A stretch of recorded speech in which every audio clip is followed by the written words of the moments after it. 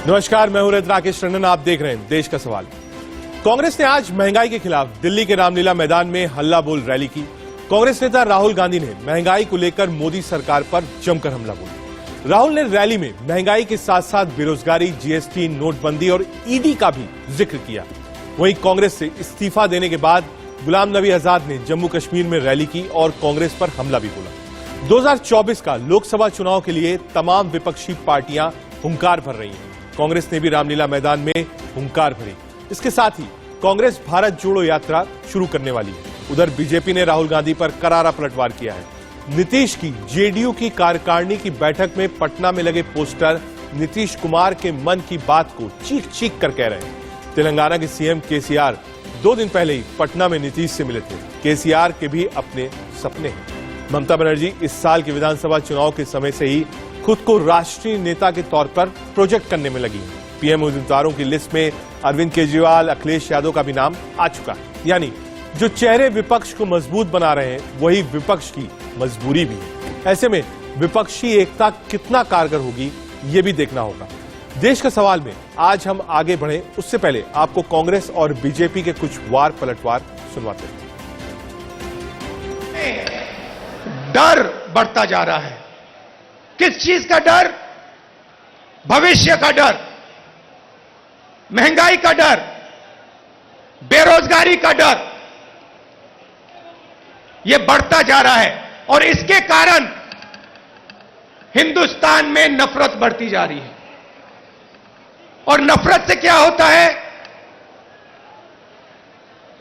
नफरत से लोग बढ़ते हैं, देश बढ़ता है और देश कमजोर होता है। और जो हिंदुस्तान के इंस्टीट्यूशंस हैं, चाहे मीडिया हो, प्रेस हो, चाहे हमारी जुडिशरी हो, चाहे हमारा इलेक्शन कमीशन हो, उन सब पर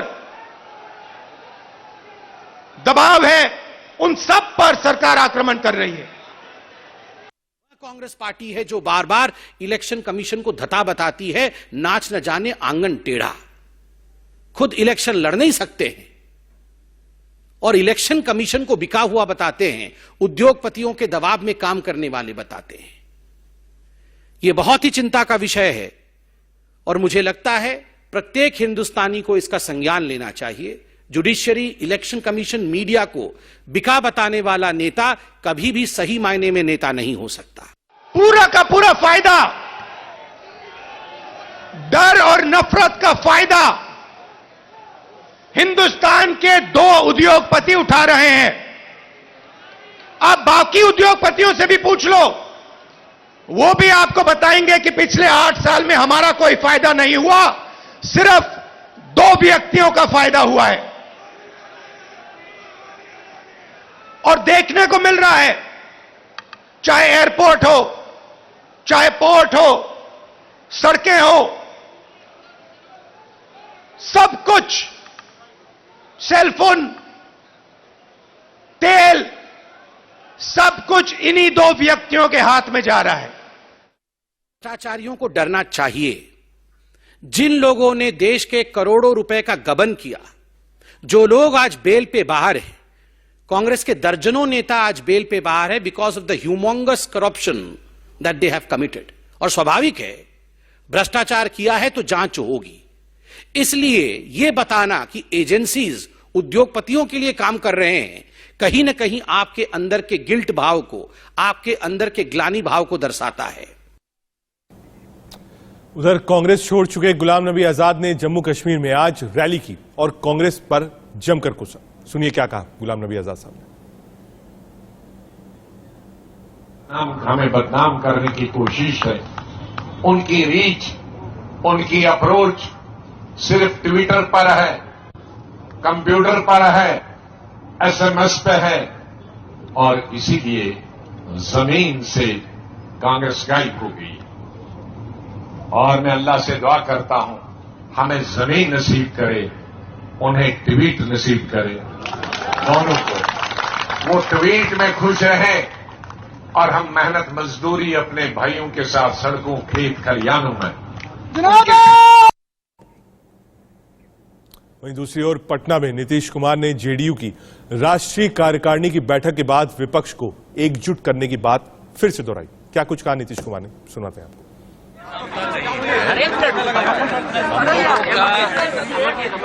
उद्देश्य है कि सारे अपोजिशन पार्टी एकजुट हो जाए और मिल करके अगर एकजुट होकर के चुनाव लड़ेंगे तो हमारी सफलता मिलेगी। यही बात है, कोई संख्या उनका की बात हम नहीं करते। सर दिल्ली जाना कल हो रहा है आपका? अरे दिल्ली तो जाएंगे, कई लोग जो हम लोग एक साथ 7 पार्टी उसमें तो 4 लोग वहाँ पर हैं, उन लोगों से मिलेंगे। बाकी उनका भी कई लोग बात के लिए फोन आता, सब बात करेंगे वैसे ही नॉर्मल।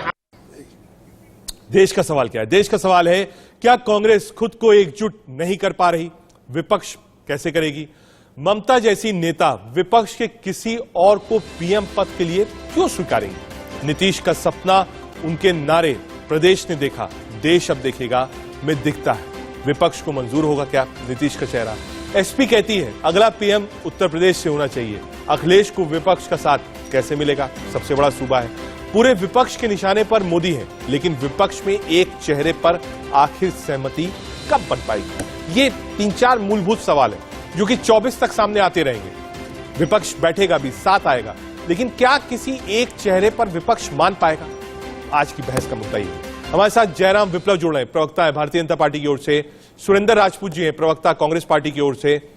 निखिल मंडल, प्रवक्ता जेडीयू की तरफ से। अनुराग ढांडा, प्रवक्ता आम आदमी पार्टी की ओर से। और श्याम रावत, नेता एनसीपी की ओर से।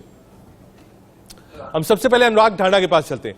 अनुराग, ये जो पोजिशनिंग है वो हर पार्टी अपने लिए करती है, हर रीजनल पार्टी अपने लिए करती है।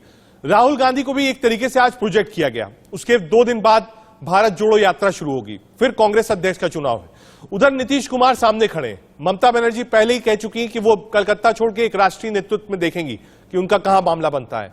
पवार साहब कह रहे हैं कोऑर्डिनेशन कर लीजिए। अखिलेश यादव की पार्टी कह रही है कि साहब उत्तर प्रदेश से होना चाहिए, सबसे ज्यादा लोकसभा की सीटें हैं। और आम आदमी पार्टी जब रेड्स हुई तो साफ कहा कि अब तो मुकाबला बिल्कुल सीधा सीधा है, केजरीवाल वर्सेस नरेंद्र मोदी। अनुराग, देखिए, मुझे बहुत साफ तरीके से लगता है कि कोई भी नेताओं की जुगलबंदी चुनौती नहीं दे सकती है केंद्र सरकार को। इस बार लोगों की जुगलबंदी, लोग जब एक होंगे, वो चुनौती मोदी सरकार के सामने होगी और मोदी सरकार को हराएगी, भारतीय जनता पार्टी को हराएगी। और मुझे लगता है कि एक ऐसी विचारधारा जिस पर पूरे देश में लोगों ने यकीन करना शुरू किया हो, जिस पर पूरे देश में लोग एक राय बन रहे हो, जिस पर पूरे देश में लोग जुट रहे हो। आप गुजरात में दिनों दिन देखते जा रहे हैं कि किस तरीके से जहां पर कांग्रेस ने पूरा जोर लगा लिया, पिछले आप 27-28 साल में देख लीजिए, कांग्रेस ने नेता बदल के देख लिए, वहां पर पूरी लीडरशिप उतार के देख ली, अपनी विचारधारा को भी बदलने की कोशिश वहां पर कर ली, सब कुछ करके देख लिया। वो चैलेंज नहीं दे पाए भारतीय जनता पार्टी को। वहां पर भी आम आदमी पार्टी की विचारधारा को स्वीकारा जा रहा है। तो मुझे लगता है कि एक ऐसा नेतृत्व, एक ऐसा व्यक्ति जिसके ऊपर विश्वास हो देश को, और एक ऐसी विचारधारा जिसके साथ सब जुड़ने को तैयार हो, ये जो जिनकी आप बात कर रहे हैं, जितने भी नाम आपने लिए, एक स्टेट तक पहुंच है इस विचारधारा की। उस नेतृत्व को एक स्टेट में लोग मानते हैं, बड़े नेता हैं ये सारे लोग, लेकिन कोई भी ऐसा व्यक्तित्व नहीं है जिसके पूरे देश के अंदर स्वीकार्यता हो। ये विचारधारा और ये व्यक्तित्व अब अरविंद केजरीवाल जी में नजर आ रहा है साफ तौर पर। और वहां से हमने इसीलिए कहा था पार्टी स्पोक्सपर्सन बिल्कुल सही है, मैं सहमत हूं आपकी बात से। सुरेंद्र राजपूत जी हैं। सुरेंद्र जी, क्या ये पोजिशनिंग का गेम है? राहुल गांधी को पोजिशनिंग करना है, बड़ी रैली बुलानी है, एक तरफ संदेश बीजेपी को देना है, दूसरी तरफ संदेश अपनी पार्टी में भी देना है कि देख लिए साहब नेता यही है, और तीसरी तरफ जो विपक्ष के दावेदार खड़े हो रहे हैं उनको भी समझाना है कि राष्ट्रीय विपक्ष तो कांग्रेस पार्टी है और नेता राहुल गांधी है। सुरेंद्र राजपूत जी। रजत भाई, आपसे क्या कहें, सच बात तो यह है कि आप सब जानते हैं। कहते हैं ना कि पत्थर मुझे कहता है मेरा चाहने वाला, मैं मोम था उसने मुझे छूकर नहीं देखा, आंखों में रहा दिल में उतर कर नहीं देखा, कश्ती के मुसाफिर ने समंदर नहीं देखा। आपके 3 सवाल है, तीनों सवालों का जवाब देता हूं। पहली बात तो ये बात बिल्कुल भारतीय जनता पार्टी और उनके समर्थक चैनलों की, लोगों की, मित्रों की गलत है कि हम राहुल गांधी को रिलॉन्च करने की बात कर रहे हैं। सच बात है कि राहुल गांधी कांग्रेस के सर्वमान्य नेता हैं, इसमें कोई दो राय किसी को नहीं है। और जैसे ही राहुल गांधी मंच पर जाते हैं, जैसे ही राहुल गांधी सड़क पर आते हैं, जब जब मोदी डरते हैं तब तब पात्रा को पीसी करवाते हैं वो। आप देखिए, हम सड़क पर हैं, हम मंच पर हैं, हम आपके खिलाफ बोल रहे हैं, महंगाई के खिलाफ बोल रहे हैं, हम बेरोजगारी के खिलाफ बोल रहे हैं, और हम कह रहे हैं देश की सीमाएं सुरक्षित हो, और आप गांधी फैमिली पर अटैक कर रहे हैं। यह राहुल गांधी की स्वीकार्यता है, और राहुल गांधी की स्वीकार्यता कांग्रेस में ही नहीं देश में भी है। हम आगे भी चला वो करेंगे, और हमारे नेता राहुल गांधी हैं। रही बात विपक्ष के दलों की, सब पार्टियों में योग्य नेता है, कोई पार्टी ऐसी नहीं जिसमें योग्य नेता ना हो, कोई पार्टी ऐसी नहीं जिसमें प्रधानमंत्री पद के योग्य नेता ना हो। हम सबको प्रणाम करते। विपक्ष है, विपक्ष संयुक्त रूप से लड़ेगा तो बेहतर, अलग अलग लड़ेगा तो बेहतर। मायावी लोगों को पराजित करना है, कोई आंख में तीर मारेगा, कोई नाक में मारेगा, कोई नाभि में मारेगा, लेकिन अटक से लेकर कटक तक और कश्मीर से लेकर कन्याकुमारी तक भारतीय जनता पार्टी से अगर कोई पार्टी एक तरीके से लड़ रही है, सांप्रदायिकता से लड़ रही है, तो वो कांग्रेस है। एकमात्र पार्टी है कांग्रेस। 13 करोड़ वोट मिले थे 2019 में, तो हम अपनी बात कर सकते हैं। विपक्ष के लोग एक होंगे बेहतर है, नहीं होंगे नीति नियम मुद्दों पर 10 में से 8 चीजों पर एक होंगे तो बेहतर है। लेकिन ये जो भारतीय जनता पार्टी है ना, और उनके जो साथी हैं, उनके पेट में क्यों दर्द हो रहा है हमारी रैली से, हमें तो इस समझ से बाहर है। जयराम क्या विप्लव आप जी, कह सकते हैं कि महंगाई नहीं है? क्या आप कह सकते हैं बेरोजगारी नहीं है?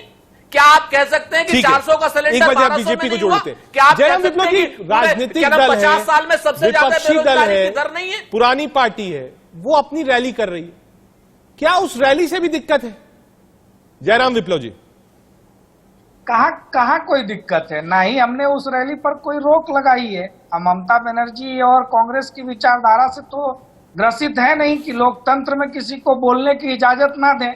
राहुल गांधी ने आज भी अपने मंच से बहुत सारी बातें कही, और लोगों ने देखा कि उनको कितना मालूम है महंगाई का और घर चलाने का अनुभव कितना है। रोटी कैसे बनती है और आटा कितने रुपये लीटर मिलता है, ये तो राहुल गांधी जी ने आज बताया, और जनता ने सोशल मीडिया पर राहुल गांधी को उस बात के लिए शाबाशी देना भी शुरू कर दिया है। तो राहुल गांधी जी को चाहे जितनी दफा लॉन्च रिलॉन्च कर ले, हमें कोई आपत्ति नहीं है। हमने तो कोई रामलीला मैदान देने से इनको मना नहीं किया। एक बार पीसीआर कांग्रेस को रखिएगा स्क्रीन पर, क्योंकि कांग्रेस की बात हो रही है। पीसीआर एक बार रखिएगा जयराम विप्लव जी के साथ कांग्रेस को। जयराम जी बात कंप्लीट करिए। देखिए रजत जी, आज कांग्रेस जयराम विप्लव जी ये बताइए जरा, बेटी पढ़ाओ बेटी पढ़ाओ वाले लोग आज की डेट में हमें लीटर और किलो का अंतर बताएंगे? मैं अब डिबेट छोड़ दूं। 600 करोड़ सुरेंद्र जी एक बार उनको कंप्लीट कर लेंगे, देखिए जब आप बोल रहे थे तो वो नहीं बोल रहे थे। जानता है। एक मिनट जयराम जी, एक मिनट आ रहा हूँ। सुरेंद्र जी मैं ये कह रहा हूँ, सुरेंद्र राजपूत जी, मैं नहीं कर जब आप बोल रहे थे इसके बाद आइएगा जरूर। हाँ, मैं आप ही रिप्लाई करिएगा, मैं मंडल जी को रोक दूंगा। बिहार का मामला है, नीतीश बाबू थोड़ा सा पेशेंस रख लेंगे, थोड़ा सा। अरे इतना भी एक परिवार को ही लोकतंत्र समझ लेना, एक परिवार को देश समझ लेना, ये इंदिरा जी के जमाने से होता रहा है, बर्दाश्त ही नहीं होता। जरा सी आलोचना विपक्ष कर दे, ये बर्दाश्त नहीं कर सकते। लेकिन भारतीय जनता पार्टी के सर्वोच्च नेता, देश के सर्वोच्च नेता प्रधानमंत्री जी के लिए 80 बार अपशब्दों का प्रयोग इनके नेताओं ने किया, लेकिन हमने कभी इस प्रकार की भाषा में इनको उत्तर नहीं दिया। और ये राहुल गांधी जी जयपुर में भी गए थे महंगाई रैली करने, किन किन विषयों पर चर्चा किया था देश जानता है। दरअसल ये कांग्रेस का परिवार बचाओ रैली है। ईडी से जो डरता है, जो घबराता है, वो इसी प्रकार से दूसरों के कंधों पर बंदूक। लेकिन जयराम जी उस पर रैली मैंने सुनी, मैं तो था, मैंने उसको पूरा सुना। कह रहे हैं ईडी के लिए आप 50 घंटे करिए, 5 दिन करिए, 5 साल बुला ले। तो फिर मैं नहीं डरता। फिर सारे एक लाइन कह दूं, फिर सारे प्रदेश के कांग्रेसी क्यों दिल्ली बुला लिए जाते हैं? हाय तौबा मचाने के लिए लोकतंत्र खतरे में है। राहुल गांधी को अपनी सच्चाई पर इतना यकीन है तो राहुल गांधी ईडी की जांच का सामना करें, कोर्ट में केस खारिज करवाए, बेल पर क्यों घूम रहे हैं और बार बार लिखित माफीनामा क्यों देते हैं? सुरेंद्र राजपूत झूठ बोल रहे थे, फिर माफीनामा देंगे सुप्रीम कोर्ट में। सुरेंद्र राजपूत जी, आ रहा हूं मंडल जी, 1 मिनट में आ रहा हूं आपके पास। निखिल जी, सुरेंद्र राजपूत जी एक बार रिप्लाई दे दीजिए, फिर चलना है निखिल मंडल जी के पास। हाँ, जयराम विप्लव जी तो बड़े भले इंसान हैं।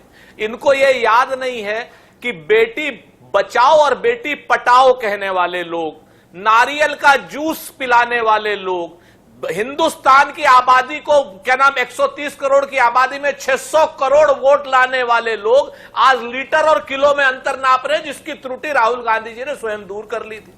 आज मुख्य मुद्दा महंगाई का था, जिस पर हमने रैली की, उस पर ये कुछ नहीं बोल पाए, तो सुबह से ईडी परिवार चिल्लाते हैं। जब जब असफल हो जाते हैं भारतीय जनता पार्टी वाले महंगाई को रोकने में, बेरोजगारी को रोकने में, तब तब ये गांधी परिवार के ऊपर नीच और निर्लज्ज टिप्पणी करने लगते हैं। भाई ईडी की बात हमने 55 घंटे सामना किया, हम कानून का सम्मान करते हैं, आगे भी करेंगे, लेकिन आप आज की डेट में महंगाई का सामना नहीं कर पा रहे हैं, आप बेरोजगारी का सामना नहीं कर पा रहे हैं, आप 12वीं के पास इंटर करवा दे रहे हैं लोगों को, और इसके अलावा मैं क्या क्या कहूं, 1000 बातें कहूं, आपने कहा 80 बार अपशब्द बोले, नरेंद्र मोदी स्वयं ने 800 बार अपशब्द बोले हैं गांधी परिवार के खिलाफ। कांग्रेस की विधवा का, मैं उस पे नहीं जाऊंगा, मैं थोड़ा सा हम लोग 50 करोड़ की गर्लफ्रेंड अगर शब्दों के सुरपंखा कहा, क्या बात करते हैं एक मिनट में आ रहा हूं अनुराग, एक मिनट में आ रहा हूं। जयराम आप मुख्य मुद्दों पर रहिए, आप आइए बेरोजगारी पर, आइए महंगाई पर, अगर आपकी हिम्मत है, हैसियत है, जयराम जी आ रहा हूं आपके पास, एक मिनट आ रहा हूं, एक बार निखिल मंडल जी को जोड़ लीजिए। निखिल भाई, जो पोस्टर्स हमने देखे पटना में, नीतीश कुमार जी को बार बार सुना, केसीआर साहब ने कहा बैठिए साहब कोई दिक्कत नहीं, तो क्या एक रास्ता वहां से निकल के आ रहा है? जब खुद पार्टी के लोग कहते हैं कि हां आपके पीएम मटेरियल है, तो क्या नीतीश बाबू भी देख रहे हैं कि हां भाई 24 में जो विपक्ष का चेहरा हो वो नीतीश कुमार हो, और हो सकते हैं, इसमें कोई मतलब गलत सोच नहीं है? देखिए, अगर एक कार्यकर्ता के तौर पे, जेडीयू के कार्यकर्ता के तौर पे आज भी मुझसे पूछेगा तो मैं कहूंगा कि वो पीएम मटेरियल है, लेकिन पीएम मटेरियल होना और पीएम कैंडिडेट होना दो अलग अलग बात है। और जहां तक पीएम कैंडिडेट की बात है, तो निश्चित रूप से कई दफे मीडिया के समक्ष भी नीतीश कुमार जी ने खुद से कह रखा है कि वो पीएम के दावेदार नहीं है। हाँ, निश्चित रूप से एक प्रयास जरूर हमने शुरुआत किया है जेडीयू के रूप में कि सारे जितने विपक्षी पार्टी हैं, जो एंटी मोदी हैं, एंटी बीजेपी हैं, उनको एकजुट किया जाए और उस प्लेटफॉर्म के तहत अगला जो चुनाव 2024 का है वो लड़ा जाए। उसी के तहत नीतीश कुमार जी आगे बढ़ रहे हैं। उस पोस्टर का प्रकटीकरण भी आप कह सकते हैं कि ठीक है, कई पोस्टर्स ऐसे इंडिकेट करते हैं कि हम चाहते हैं कि वो पीएम बने, तो वो एक आप कह सकते हैं कि हम कार्यकर्ताओं का प्रकटीकरण है पोस्टर के माध्यम से कि वो पीएम के तौर पे 2024 में आगे आए। लेकिन इंडिविजुअली नीतीश कुमार जी ने स्पष्ट कर रखा है कि वो पीएम कैंडिडेट नहीं है। आगे आने वाले दिनों में 5 तारीख को वो दिल्ली भी जा रहे हैं, 5, 6, 7, 3 दिन तक वो दिल्ली में रहेंगे भी, अलग अलग विपक्षी खेमे के जो नेतागण हैं, शीर्ष नेतृत्व हैं, उनसे मिलेंगे भी और आगे का खाका तैयार भी होगा। मुझे लगता है ये एक सार्थक प्रयास है और जो सार्थक दिशा में बढ़ रहा है। बाकी आगे बीजेपी अपनी बात कहते रहे और अपनी बात कहते कहते 2014 से 22 आ चुकी है। हुआ क्या है ये सभी ने देखा है, लेकिन हम खुद ब खुद इस बात का एहसास करते हैं कि जहां 2014 में बीजेपी सरकार में आई, 2019 में भी लगभग मुझे लगता है 37% वोट उनको था, लेकिन अब बाकी जो वोट्स थे वो डिवीजन ऑफ वोट्स के कारण बट गए और वो सरकार में आ गए। तो वो जो डिवीजन ऑफ वोट्स हैं उसको एकत्रित करने का प्रयास है। मुझे लगता है आगे इसमें सफलता जरूर मिलेगी। ठीक है, एक बार अनुराग को जोड़िए। अनुराग, बात देखिए घूम फिर कर वहीं आ जाएगी। कांग्रेस पार्टी सबसे बड़ा विपक्षी दल है, एक बड़ा राज्य पंजाब आपने लिया, गुजरात में एक फोर्स के रूप में आम आदमी जा रही है, लेकिन अगर स्टैटिक्स की बात करें, एमपीज की बात करें, एमएलएस की बात करें, तो क्या अभी वक्त है आम आदमी पार्टी को, शायद 5 साल, 7 साल, 10 साल आपके लिहाज से, 24 इज टू क्लोज? आपको लगता नहीं कि अभी भी हार जीत अपनी जगह है, लेकिन मुख्य विपक्षी दल तो कांग्रेस ही होगा, तो यह सोच पाना कि नहीं मैं प्रधानमंत्री पद का उम्मीदवार हूं, गलत होगा?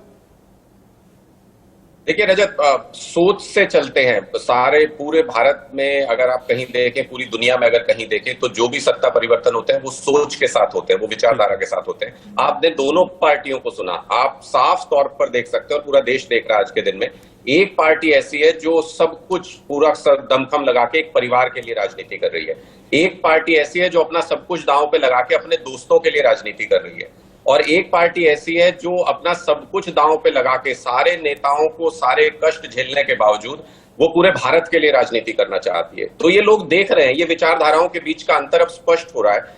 इसमें किस चीज को, अब महंगाई के खिलाफ कांग्रेस यहाँ पर प्रदर्शन कर रही है दिल्ली के अंदर, जहां जिन राज्यों में कांग्रेस की सरकार है वहां महंगाई से लड़ने के लिए क्या कर रही है कांग्रेस, वहां पर किस तरीके की रियायत लोगों को मिल रही है। आप आम आदमी पार्टी को देखिए कि जितनी महंगाई सवाल ले लेता हूं क्योंकि ये आपने पूछा, मैं बिल्कुल ठीक है। मैं एक लाइन में छत्तीसगढ़ में, झारखंड में अलायंस की सरकार है, राजस्थान में है, महंगाई को लड़ने के लिए। रजत, एक लाइन और बोलना चाहता हूं। ऐड कर लीजिए। मैं सिर्फ एक लाइन ऐड करना चाहता हूं कि आप देखिए, जितनी महंगाई भारतीय जनता पार्टी बढ़ा रही है, उसका विरोध करने के साथ साथ आम आदमी पार्टी दिल्ली के अंदर, पंजाब के अंदर लोगों को उस महंगाई से राहत दे रही है, उनको बसाने का काम कर रही है, उनको जिंदा रह सके, वो इस महंगाई का मुकाबला कर सके, वो ताकत दे रही है। बिजली के बिल माफ कर रहे हैं, पानी के बिल हम लोग छोड़ रहे हैं, लोगों को ट्रांसपोर्ट में सुविधा दे रहे हैं, फ्री में जा सके, लोगों को सम्मान राशि दे, मदद दे रहे हैं हर तरीके से, एजुकेशन फ्री हो सके, अस्पताल फ्री हो सके, वो मदद दे रहे हैं जो उनको महंगाई से लड़ने की ताकत दे सके। कांग्रेस क्या कर रही है अपने स्टेट्स में? कांग्रेस एक परिवार के लिए आ रहा हूं, जयराम जी आ रहा हूं, क्योंकि सीधे वार कांग्रेस के ऊपर। सुरेंद्र राजपूत जी, राजस्थान आपकी सरकार, छत्तीसगढ़ आपकी सरकार, झारखंड में आप सरकार में शामिल। आम आदमी पार्टी पूछ रही है कि साहब वहां महंगाई के लिए क्या क्या कदम आपने उठाए कि पब्लिक परेशान ना हो, उसको कुछ रियायत मिले। सुरेंद्र राजपूत जी कहते हैं ना कि ये आप पार्टी और भाजपा इस कदर आवाम पर एहसान करती है, वो आंखें छीन लेती है और चश्मे दान करती है। पूरे हिंदुस्तान में इंडस्ट्रियल बिजली को सबसे ज्यादा दिल्ली में महंगा करके 300 यूनिट आप 200 यूनिट आप फ्री दे रहे हैं, एहसान नहीं कर रहे, बाकी आप सर घुमा करके टैक्स ले रहे हैं। अब कांग्रेस का सुनिए क्या कर रही है। पहले छत्तीसगढ़ खुद सुन लीजिए। छत्तीसगढ़ पूरे देश में धान की जो एमएसपी है वो 1800 रुपए के आसपास है, 1900 रुपए के आसपास है। छत्तीसगढ़ इकलौता राज्य है, 2500 रुपए क्विंटल धान खरीद रहे हैं हम। किसान से 800 रुपए पर क्विंटल किसान को ज्यादा दे रहे हैं। बिजली का बिल माफ कर रहे हैं।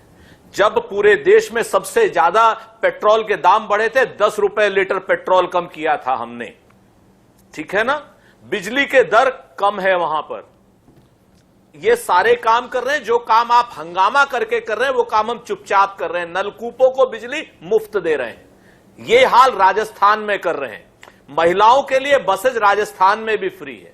हम राजस्थान की जो हेल्थ इंफ्रास्ट्रक्चर है, जिसमें हमने ये जो आपके वो कौन सा कार्ड आयुष्मान योजना से इतर 10 लाख रुपए तक की मुफ्त सुविधा है सारे के सारे गरीबों के लिए, वहां राजस्थान में सिर्फ रजिस्ट्रेशन करा करके। आपको मालूम है, बच्चे जब जाते हैं एग्जाम देने के लिए तो उनको फ्री पासेस बसेस में मिलते हैं वो करने के लिए, एग्जाम देने जाने के लिए। बिजली राजस्थान में भी किसानों के लिए कितनी कम है वो आप जानते हैं। नलकूप पर सरचार्ज नहीं है। हरियाणा और उत्तर प्रदेश की तरीके से, जैसे भारतीय जनता पार्टी ने कहा था कि हम बिजली मुफ्त कर देंगे, वहां पर और आपने बिजली के मीटर तक लगा दिए किसानों के, और सबसे ज्यादा रेट पे आप बिजली दे रहे हैं। तो ये सारे काम जो हंगामा केजरीवाल कर रहा है, जो संघ का छोटा रिचार्ज है, आज की डेट में संघ की और भारतीय जनता पार्टी की पूरक नीति पे बात कर रहा है, उससे हम अपना तुलना नहीं कर सकते, ना हम अपना समय व्यर्थ करेंगे। बताए ना किस सामाजिक मुद्दे पर केजरीवाल जी बोले। बिल्किस बानो पर बोले केजरीवाल। पूरे 3 दिन से 4 दिन लगातार गुजरात गए हुए हैं। शराबी बना दिया पूरे दिल्ली को। शर्म नहीं आती इन शराबियों को, दारूबाजों को। एक ड्रग की स्टेट बना देता है गुजरात को, और एक दिल्ली को बना देता है कि स्कूल के बगल में हम शराब बेचेंगे। पूरे हिंदुस्तान में एक शिक्षा मंत्री बताओ जो दारू बेचता हो। सिर्फ मनीष सिसोदिया इकलौता है जो शराब मंत्री भी है, शिक्षा मंत्री भी है। शराब भी बेचेंगे, शिक्षा भी करेंगे। दारू के माफियाओं से पूरी दिल्ली को आप नशेड़ी बना देंगे, देश में नशे का कारोबार कराएंगे। यह है आपका मॉडल।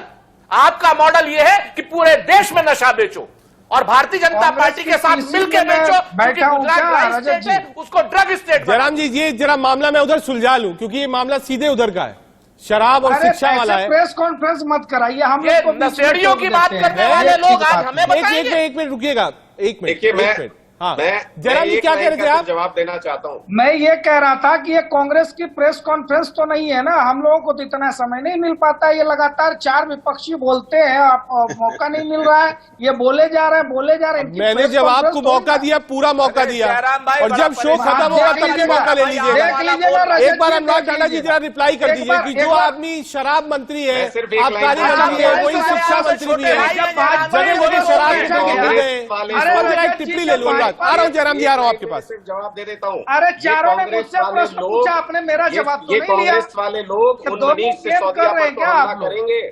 ये कांग्रेस वाले लोग उन मनीष सिसोदिया पर तो हमला करेंगे पूरे देश में शिक्षा मंत्री और दारू मंत्री एक हो। मैं ये कह रहा हूं कि ये कांग्रेस शिक्षा के लोग मंत्री और दारू मंत्री एक हो, बताओ अरे ना। आप अब सुनेंगे नहीं क्योंकि डर लगता है आपको ये बात सुनने से। आप सुनिए नहीं तो अरे ध्यान भाई, से एक ही शिक्षा लाइन में बात मंत्री खत्म दारू कर रहा हूं। मंत्री एक हो, दारू एक ही पिलाओगे लाइन में बच्चों बात को, खत्म कर रहा हूं। अगर देश हिम्मत हो को तो नशेड़ी सुनिए। बनाओगे, 25 अगर साल हिम्मत से है तो 21 सुनिए, साल एक दारू लाइन में पीने बात की खत्म नीति हो करोगे। जाएगी। वरना मैं मान लूंगा कि आप डरते हैं मनीष अरे सिसोदिया जी हिम्मत का नाम नहीं, सुनने से। मुद्दे की बात पे जवाब दो। आप डरते हैं मनीष शराब सिसोदिया जी का माफिया। नाम ठीक सुनने है। से। जयराम जी जरा वो कांग्रेस गुजरात वाला, क्योंकि अच्छा, आपके ऊपर भी मनीष सवाल उठा सिसोदिया था। अपराधी है। एक मिनट आ सुनिए भाई, एक गुजरात वाला भी था, आम आदमी पार्टी वाला तो दे दिया आपने। लेकिन मैंने गुजरात सारा के अंदर पाकिस्तानों पे जवाब दो। आ रहा हूं। ड्रग स्टेट बना एक मिनट दिया सुरेंद्र राजपूत जी, एक मिनट जवाब ले दीजिए, आपने मूलभूत प्रश्न उठाया है, एक बार जवाब ले लें। अनुराग 30 सेकंड में जवाब दीजिए, फिर जयराम विप्लव के पास। की शराब पॉलिसी के बारे में, बीजेपी के अवैध शराब बिकवाने के बारे में कांग्रेस उप तक नहीं करती। गुजरात में 42 लोग मर गए।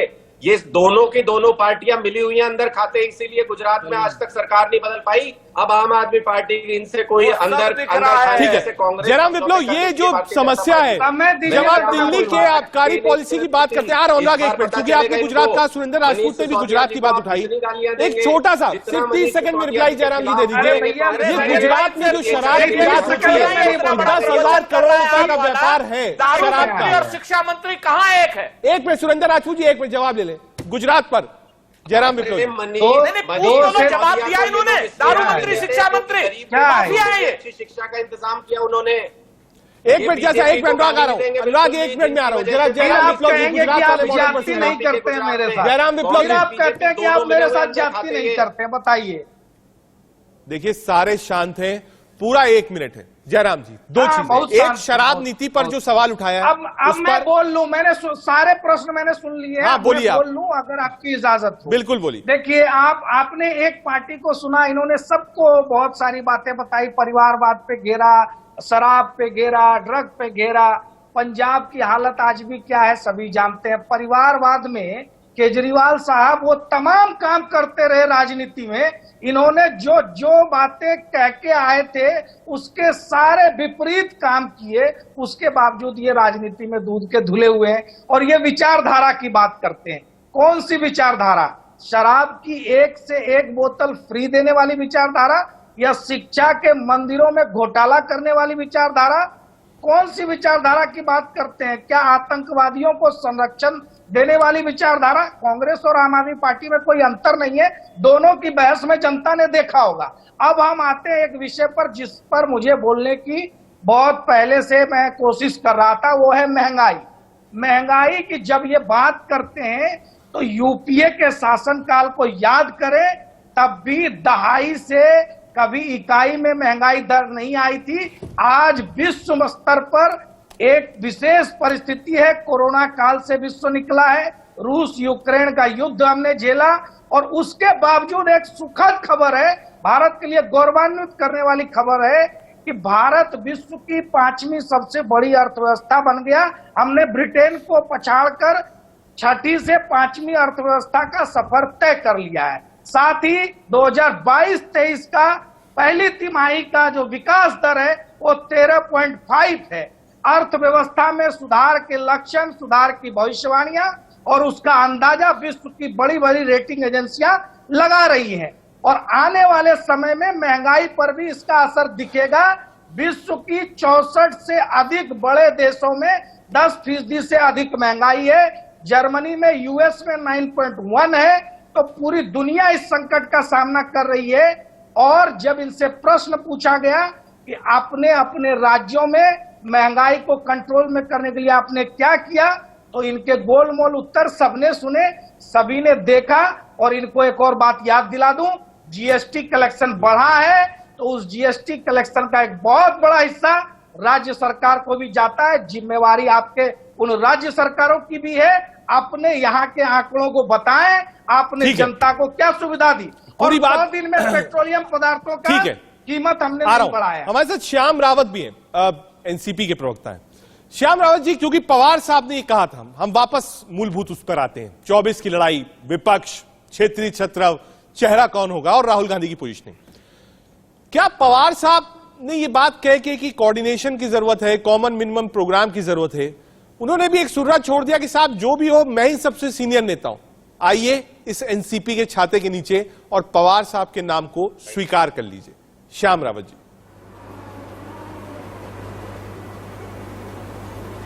बहुत बहुत शुक्रिया सर। इसमें कोई दो राय नहीं अगर विपक्ष में कोई है, अगर विपक्ष को कोई संभाल सकता है तो वो है हमारे आदरणीय शरद पवार जी। कि सारी पार्टियां जानती है, राजनीतिक पार्टियां जानती हैं कि आज अगर कोई सक्षम आदमी राजनीति के गलियारों में है पूरे हिंदुस्तान में तो है आदरणीय शरद पवार जी। और इनका एक लंबा एक्सपीरियंस है, करीबन 50 सालों का एक्सपीरियंस राजनीति में है और हमेशा उन्होंने बढ़ चढ़ के रोल लिया है। वहाँ वो कैबिनेट मिनिस्टर भी थे, उन्होंने लोकसभा में काम किया है, राज्यसभा में काम किया है और कई जगहों में उन्होंने अपना योगदान दिया है। तो उनका कहना एकदम सही है कि कॉमन मिनिमम प्रोग्राम होना चाहिए। उस कॉमन मिनिमम प्रोग्राम के तहत सभी विपक्षियों को एक साथ एकजुट आना जरूरी है कि जो राहुल गांधी की रैली थी, जनता पार्टी कांग्रेस कह रही कि साहब एनसीपी भी कहां तक, आप गुजरात से शुरू होंगे और बिहार में भी अब नहीं है, महाराष्ट्र तक सीमित है। ओवरऑल पैन इंडिया की अपोजिशन की पार्टी तो कांग्रेस ही है, तो कैसे पवार साहब को मान लिया जाए विपक्ष का नेता?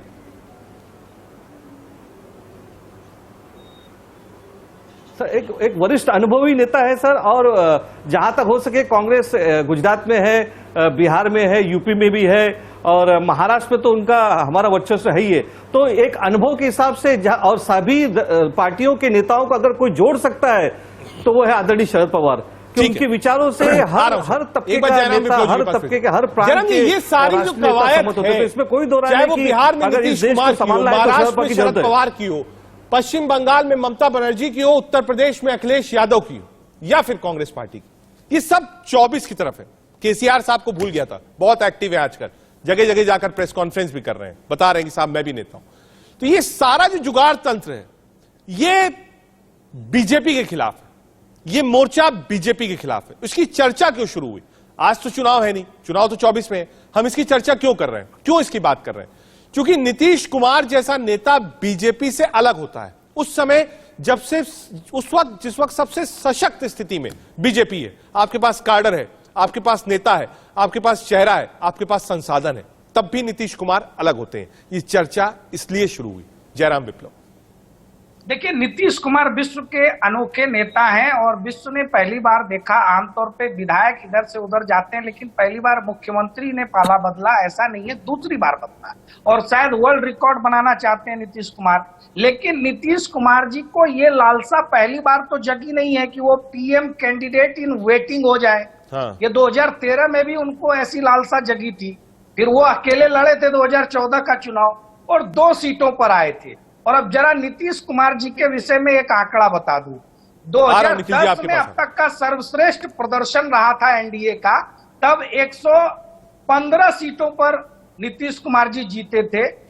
उसके बाद जब 2015 में वो राजद के साथ गए तो नीतीश जी की इस पलटीमार व्यवस्था से बिहार की जनता में जनाधार विश्वास धीरे धीरे कम हुआ, 70 सीटों पर आए और 2020 में जब वापस एनडीए में हमारे साथ भी चुनाव लड़े तो जनता का विश्वास हासिल नहीं कर पाए, केवल 43 पर रह गए हैं।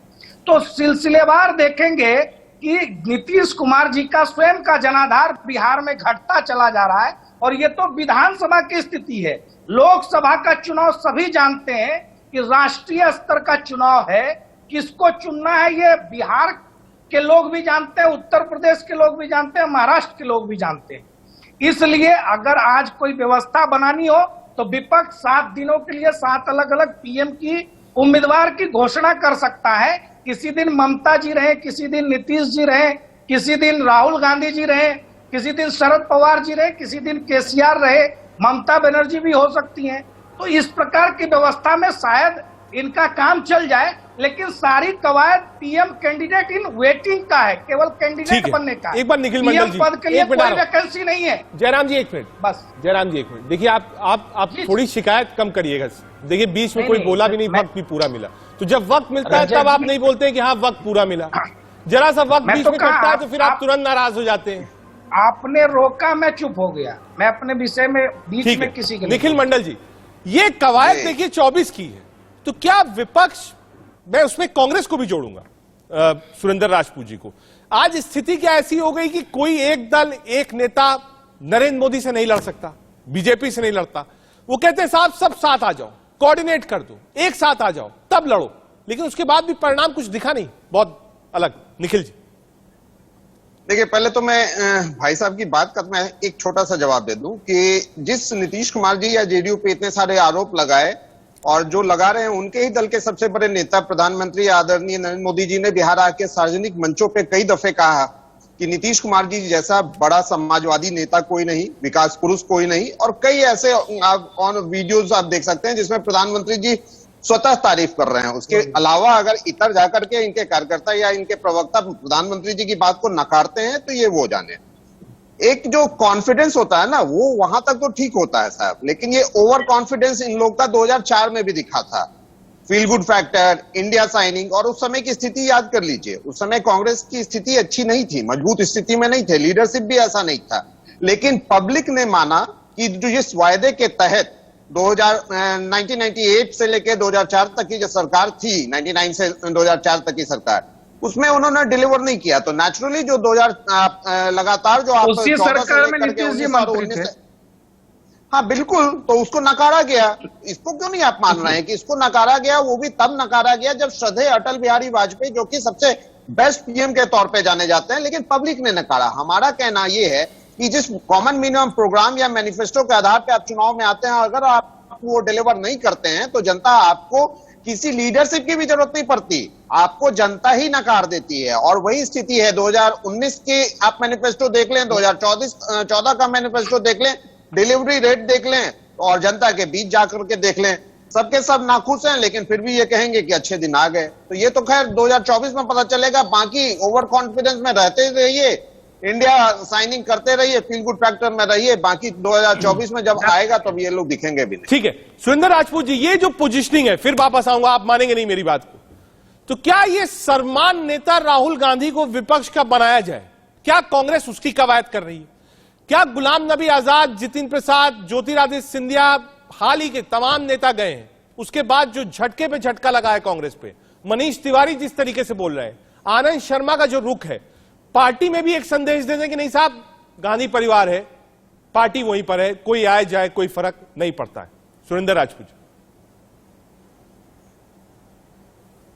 आपकी सवाल के 3 छोटे छोटे से जवाब हैं। पहली बात, कांग्रेस पार्टी के लिए गांधी परिवार हमारे लिए सीमेंटिंग फोर्स है, हमारे सर्वमान्य नेता हैं। इस बात को जो पार्टी छोड़ करके गए हैं गुलाम नबी आजाद, वो भी सोनिया जी को ही सर्वमान्य नेता मानते हैं, उसमें कोई दो राय नहीं। एक बात, उन्होंने भी चुनाव कराने की बात करी थी, अब जो भी कारण है वो अपना चले गए हैं, उनका अपना रास्ता अलग है। हमारे G23 में सब लोगों ने कहा गांधी परिवार हमारा सर्वमान्य नेता है, चुनाव होने चाहिए, चुनाव हो रहे, चुनाव में जो खड़ा होगा वो क्या नाम नेता वो अध्यक्ष माना जाएगा, लेकिन नेता सर्वमान्य आज भी गांधी परिवार है। एक बात।